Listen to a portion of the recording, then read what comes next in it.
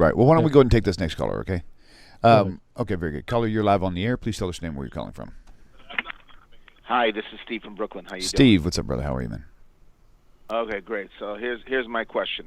So in the book of Daniel, there are many dreams. Daniel has dreams. Nebuchadnezzar has dreams. One of the dreams that Nebuchadnezzar has is interpreted by Daniel that he's going to act like an animal and basically move into the forest. And so, of course, Nebuchadnezzar's frightened. And what does he tell him? He tells him, give charity. So, number one, that's a big knock on Christianity. He doesn't tell him to believe in Jesus. So that's one of the big proofs that I see in the book of Daniel. But outside of that, how does charity act as an atonement? How does it help someone not get punished from heaven? That's my question.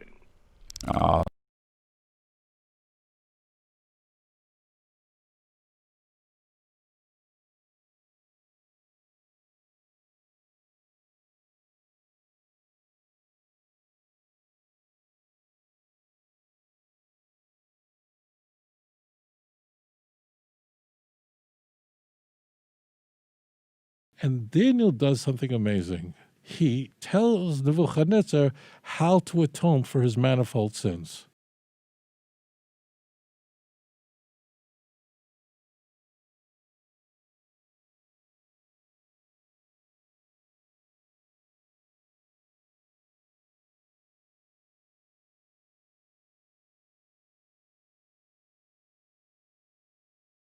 He gives Nebuchadnezzar the information. Because if you were listening to this interpretation by no one less than Daniel, you'd be going, well, what do I do? Well, how do I get myself out of this mess? Because, and again, Nebuchadnezzar did not need convincing that Daniel was a great man of God, was a prophet of God. He knows that already. He's had a very important dream interpreted earlier. So Daniel in chapter 4, in this case it's verse 24, in a Christian Bible, that verse appears as verse 27. So in a Jewish Bible, it's Daniel 4:24, and the key verse here is in a Christian Bible is Daniel 4:27. It's the same verse. But Daniel says, let me tell you the secret. Let me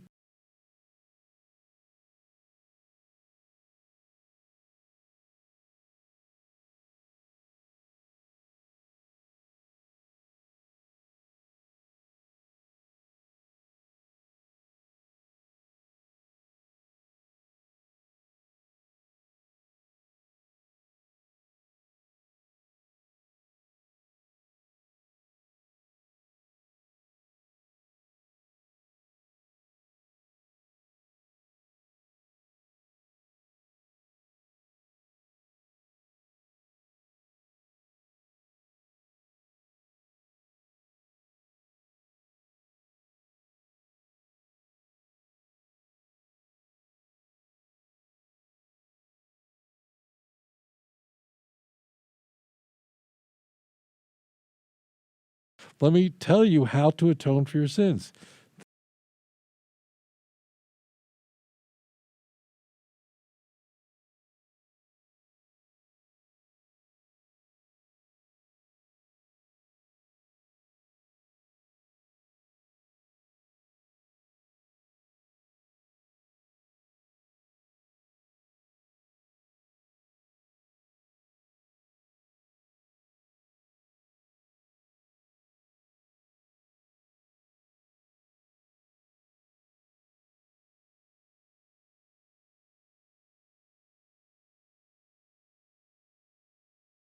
This is amazing.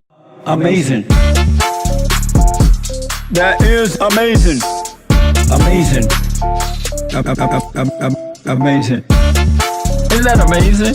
That is amazing. Listen, if you know this, you're going to be all right. Now, remember, the temple, during this time, the first temple was destroyed. The second temple had not yet been built. It's between the temples during that 70-year period. And we are frequently pressed and going, how do you Jews have an atonement for your sins? You don't have a temple. You don't have a sacrifice. You don't have an altar. Where is your blood? Have you heard that? I think you may have heard that once before. If you didn't hear that, it means you live in Saudi Arabia, where there are no Christians. There's certainly, if they're Christians, they're hiding. That's always the question is, what do you do when you don't have a blood offering, you don't have a sacrifice? Where is your blood? And without the shedding of blood, there is no atonement. Misquoting Leviticus 17 and quoting really Hebrews chapter 9, verse 22. Well, as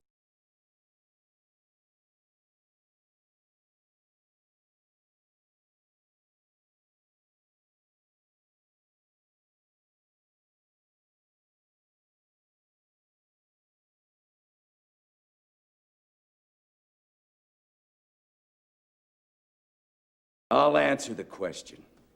You want answers? I think I'm entitled. You want answers? I want the truth! You can't handle the truth! Well, as it turns out, we are told many times in Proverbs all over that charity is uniquely powerful in that tzedakah is tatzal mamoves, literally saves you from death.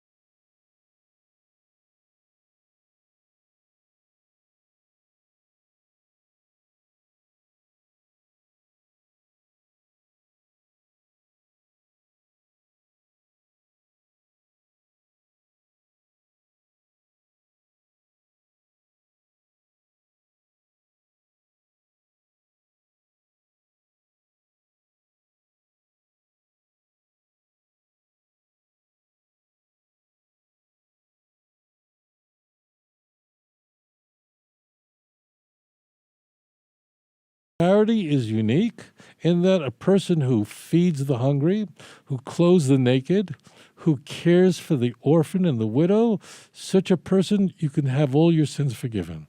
Giving charity atones for sin. And in fact, Daniel didn't say you need the blood. Daniel didn't say believe in Jesus or any of that stuff, or Jesus is going to come in 500 years and just lock in your annuities now. He told them what any Orthodox Jew would tell anyone asking that question. That is, all right, herzachzu, listen carefully.